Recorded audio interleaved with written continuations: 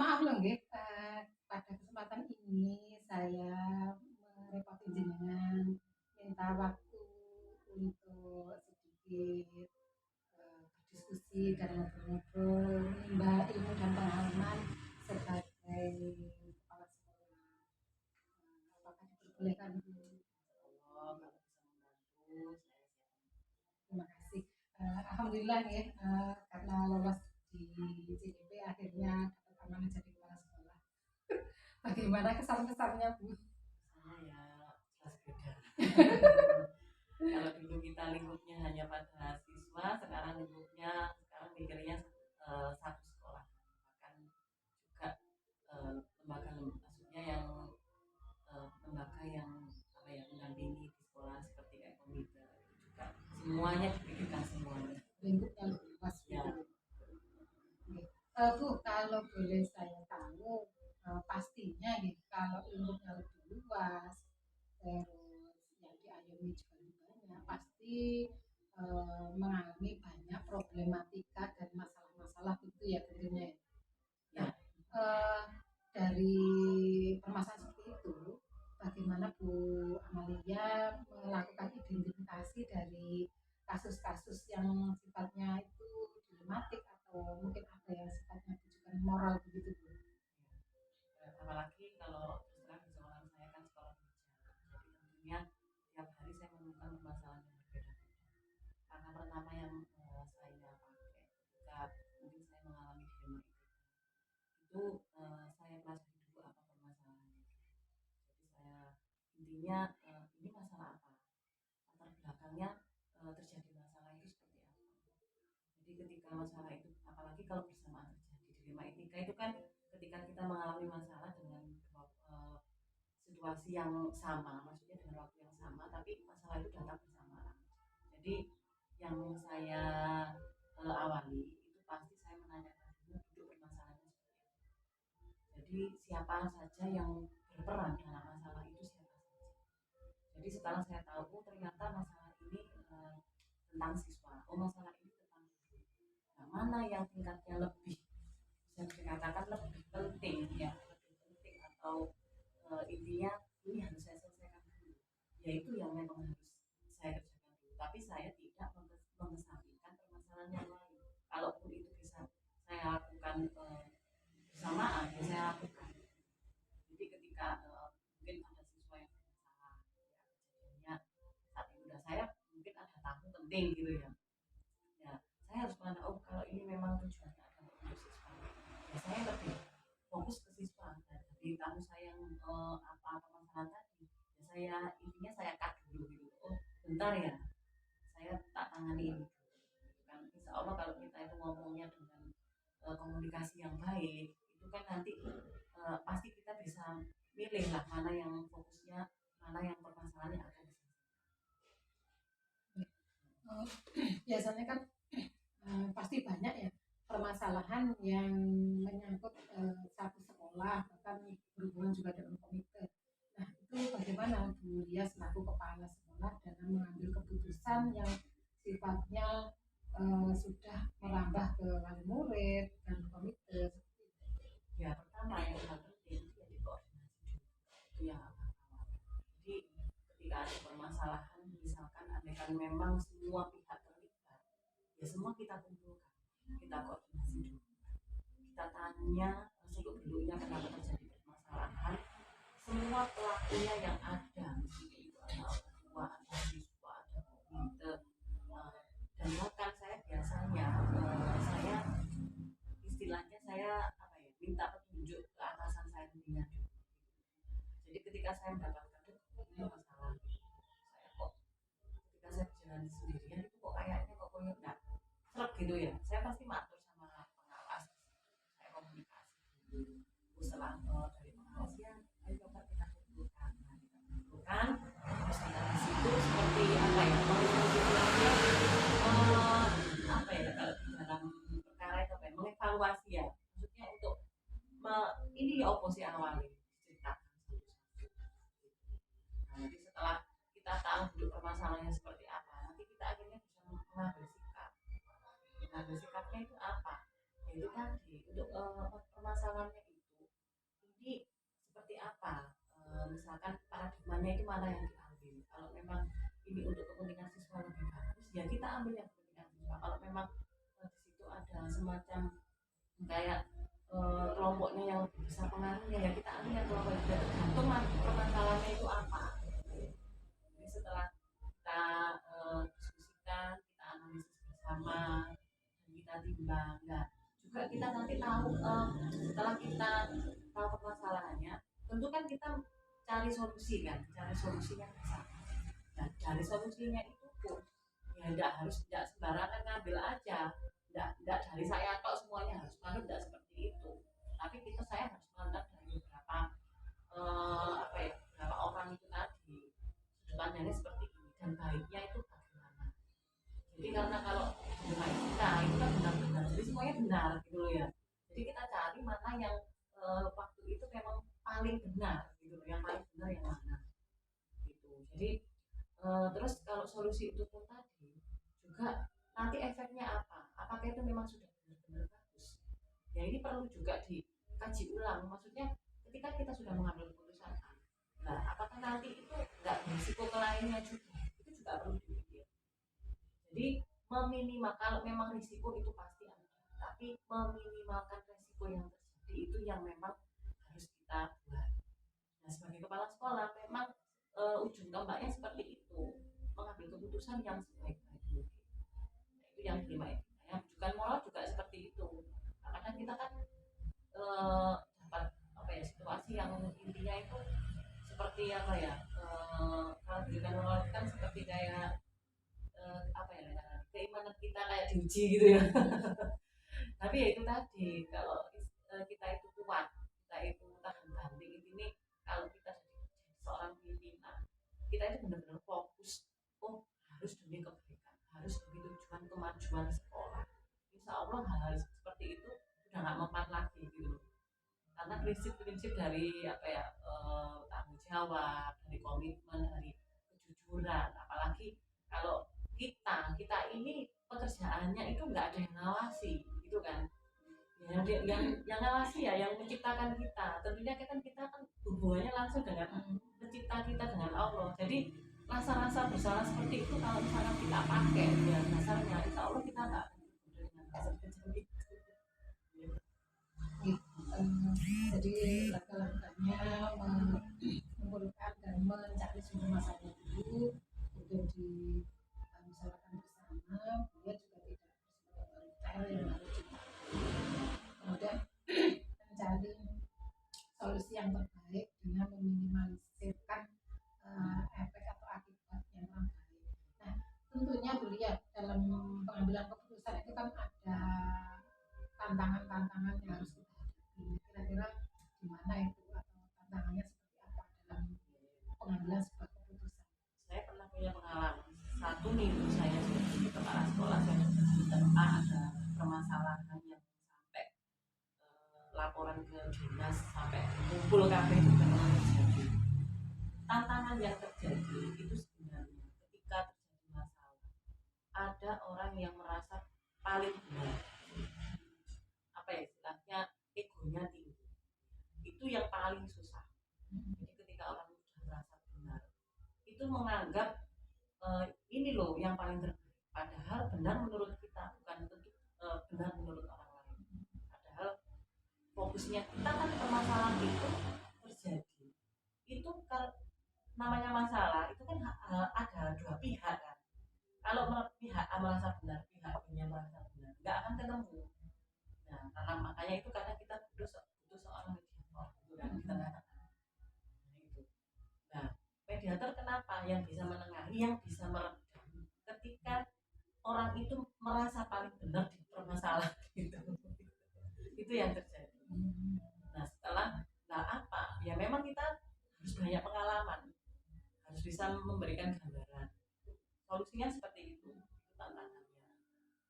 Nah, tantangan kedua, kadang itu tadi ada orang yang dijelaskan tapi tidak paham kali. Jadi tetap ngeyel lah gitu. Itu yang paling susah. Nah, kenapa kalau supaya untuk mereka lebih paham lagi ya apa jalan? Ya kudu dibaleni, kudu sabar gitu. Insya Allah kalau kita, dan yang paling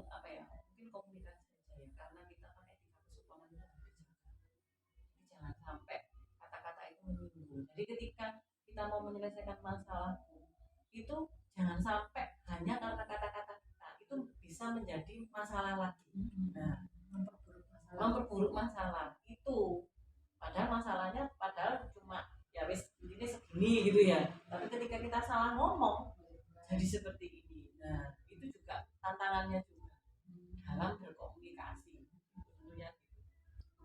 Nah, efektif itu seperti apa? Nah, komunikasi efektif juga dilihat dari orangnya. Kalau ini saya sama Bu Sundari, saya ngomong apa pun Bu Sundari nangkap. Tapi kalau kita ngomong dengan Pak Murid, apalagi dengan sumber daya manusia yang berbeda-beda, dengan latar belakang dan pekerjaan yang berbeda-beda, kita harus bisa memposisikan. Aku ini ngomong nanti sombong, aku ngomong sing ngomongin istilahnya pedagang. Ya, kita harus sesuaikan bahasanya, gitu loh. Kalau misalkan wong sing rodok pinter ya tahan, beda lagi gitu loh. Nah, dari kelembutan, dari cara bicara, dari semuanya itu sudah salah satu cara meluluhkan hati mereka gitu loh. Oh iya sih, aku sadar aku salah, anakku tak pendidikan yang keliru. Nah, akhirnya mereka dari ada tantangan pasti juga ada hal yang bisa mempermudah jalannya pengambilan keputusan. Nah, kalau hal yang mempermudah itu seperti apa? Kalau yang mempermudah itu sepertinya dari niatan dulu, niatan hati. Misal kalau niat kita itu untuk mencari solusi itu pasti akan ada jalan keluarnya itu mesti muncul gitu loh. Muncul oh nanti saya harus ini harus itu ada saja. Terus kalau misalkan niatnya sudah ingsun mau menyelesaikan masalah itu tadi daya dukung apa yang kita butuhkan. Kalau kita memang nggak bisa menyelesaikan itu sendirian, ya kita butuh pendamping. Nah, karena saya kepala sekolah, berarti saya masih punya seorang pengawas di atas saya. Karena mengapa kok kita harus dekat dengan pengawas? Bukan karena dari segi dekatnya itu bukan karena orang menilai oh kita udah ambil pengawas kayak gitu, enggak. Kalau saya sama pengawas saya memang minta diberi petunjuk. Saya memang minta beliau pasti punya pengalaman yang lebih gitu, karena sudah menemui beberapa hal yang pengalaman yang berbeda di sekolah beda-beda. Jadi ketika saya tidak berani untuk maju ya saya matur. Saya punya masalah begini Pak, saya memang butuh didampingi untuk seperti ini gimana? Pasti kan kita diberi gambaran. Terus dari berbagai macam rangkaian tadi ya masalah kemudian memutuskan pasti sudah banyak permasalahan yang dia hadapi dan sudah dia putuskan. Nah itu apakah pembelajaran yang sudah dia ambil dari berbagai masalah pembelajaran dari berbagai masalah yang sudah dia hadapi. Mungkin masalah kan pasti sudah banyak ya dari namanya orang hidup itu pasti punya masalah. Apalagi kalau jadi kepala sekolah masalahnya nggak hanya di rumah saja, tapi di sekolah serasa rumahnya itu dua dan rumah tangganya ya jadi dua gitu. Kalau saya lebih ke mental sebagai seorang pemimpin itu harus kuat dengan segala bentuk ujian apapun, itu harus menerima dengan sabar dan ikhlas, yakin bahwa sesuatu hal masalah pasti ada solusinya. Dan itu nggak hanya cukup satu dua aja, pasti ketika kita menyelesaikan satu masalah nanti akan muncul lagi masalah yang lain terus-terusan seperti itu. Ya memang itulah seorang pemimpin di sekolah, nggak ada berhentinya. Jadi kalau saya kadang ketika saya kayak seperti ini ya, saya pendampingan individu, misalnya saya keluar di sekolahan lagi, saya itu pikiran saya di sekolahan, saya takut di sekolah saya itu terjadi apa-apa. Kok masih saya nginguk setengah jam, saya itu udah daripada bahkan saya sakit gitu ya, satu hari itu rasanya nggak enak, saya bepergian pun saya nggak enak gitu, kalau memang itu sudah tanggung jawab saya, karena ya itu bebannya memang berat gitu, karena berat ya mentalnya harus kuat gitu. Oke, terima kasih Bu Lia, sudah banyak sekali tadi yang disampaikan, juga menjadi pengalaman buat saya. Terima kasih atas waktunya. Semoga lain kali bisa berbagi lagi. Matur suwun.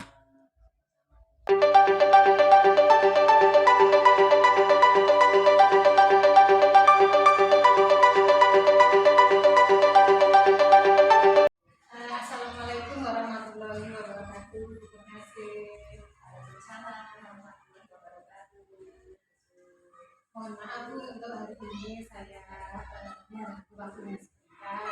Saya ingin menimba ilmu dari Ibu mengenai tentang pengambilan kebijakan di sekolah, karena Ibu selaku kepala sekolah saya mungkin ada banyak ilmu yang bisa saya ambil. Kalau boleh tahu Bu, selama ini menjadi kepala sekolah otomatis Ibu pasti mengalami berbagai macam kasus ataupun masalah, baik itu dari guru ataupun siswa dan wali murid. Nah, kalau bisa Ibu jelaskan mungkin bagaimana Ibu mengidentifikasi kasus-kasus yang mungkin bisa dalam arti berbentuk dilema etika ataupun rujukan moral. Terima kasih. Ya, memang dalam tugas itu selama pengalaman saya selama bekerja, dilema itu memang selalu ditemukan, selalu ada dimanapun kita bekerja. Kita mengetahui bahwa dilema itu ya ada dilema etika, ada juga rujukan moral. Dilema etika itu antara benar melawan yang benar. Artinya situasi yang terjadi ketika seseorang harus memiliki antara dua pilihan, di mana kedua pilihan secara moral benar tetapi bertentangan.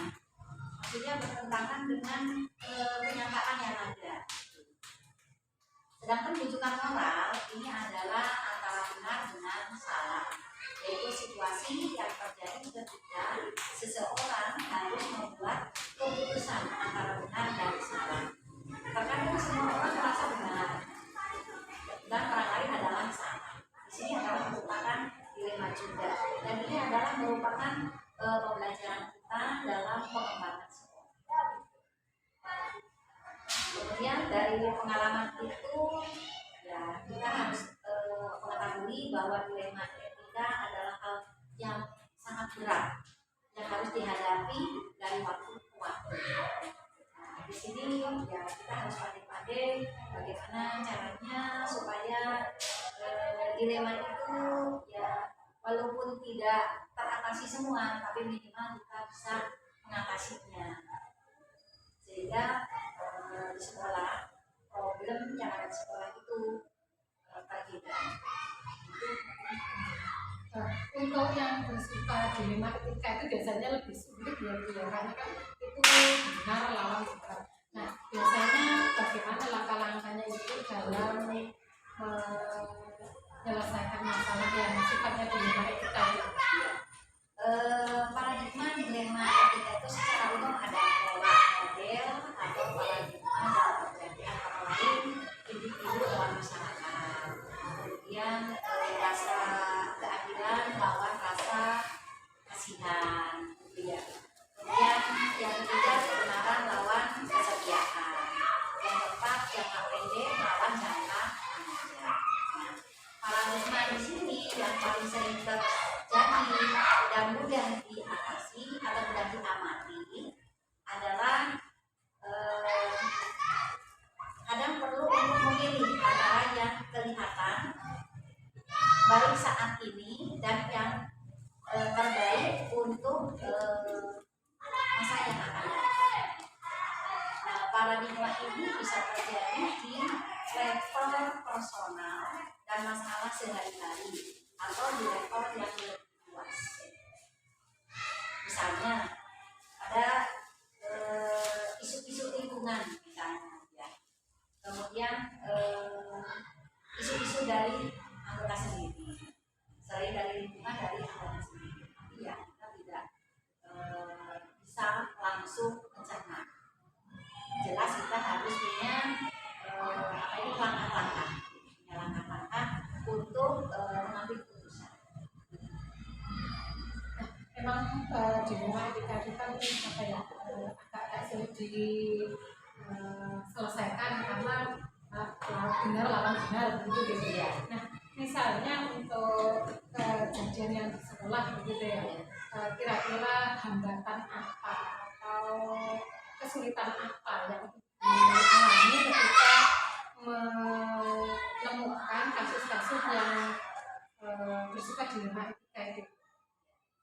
Karena memang kita tidak boleh tergesa-gesa untuk mengambil ya, kita harus mengumpulkan dulu, mengenal dulu bahwa nilai-nilai yang saling bertentangan di situasi itu apa, kemudian menentukan dulu siapa yang terlibat dalam situasi ini, kemudian kumpulkan dulu fakta-fakta yang relevan dengan situasi ini. Nah, setelah itu baru pengujian benar atau salah. Pengujian paradigma benar atau benar. Ini merupakan prinsip resolusi juga ya. Misalnya kita harus berpikir berbasis kemudian kita juga harus berpikir berbasis kepada peraturan. Kemudian yang terakhir itu kita juga harus berpikir berbasis kepada rasa peduli. Nah, kalau itu tadi hal-hal yang membuat gitu ya. Nah, kalau sebaliknya yang hal-hal yang mempermudah atau membantu ketika menghadapi masalah yang seperti dilema etika di sekolah gitu. Untuk mempermudah itu ya, ini mencari memakai atau menggunakan jangka pendek atau jangka panjang. Jadi kita jangan tergesa-gesa. Setelah mengumpulkan tadi fakta-fakta itu, kita menggunakan jangka panjang dan jangka pendek itu ya. Untuk jangka pendeknya, ya mungkin menurut saya itu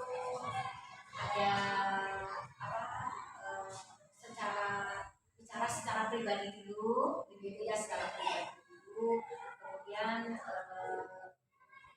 melaksanakan mengadakan rapat-rapat di sekolah ya, sehingga nanti akan lebih jelas untuk melaksanakan. Dari sekian permasalahan yang sudah Ibu putuskan di sekolah itu mungkin ada pembelajaran tersendiri yang bisa diambil dari berbagai macam keputusan yang sudah Ibu buat. Banyak sekali pembelajaran, terutama ya